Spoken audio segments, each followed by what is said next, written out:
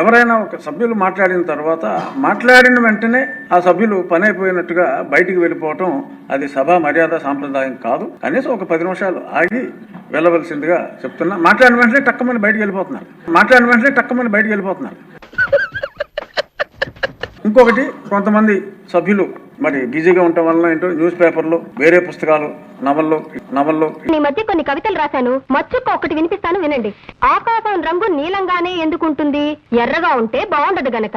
నవల్లో ఇటువంటివి కూడా సభలో చదువుకుంటున్నట్టుగా ఉంది. అది కూడా అది సరైన సాంప్రదాయం కాదని ఈ సందర్భంగా ఈ విన్నా కూడా నేను ఎందుకు బతికే ఉన్నాను, నాకు చావు రాలేదు గనక. నవల్లో ఇటువంటివి కూడా సభలో చదువుతున్నట్టుగా. తాజ్మహల్ నేను ఎందుకు కట్టించాను, అశోకుడు ఆడుకోవడానికే కదా.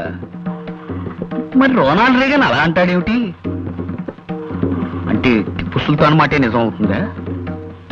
ఏమో మరి. మా అమ్మాయి ఝాన్సీ లక్ష్మీబాయిని, మా అబ్బాయి ఎస్వి రంగారావుని అడగాలి.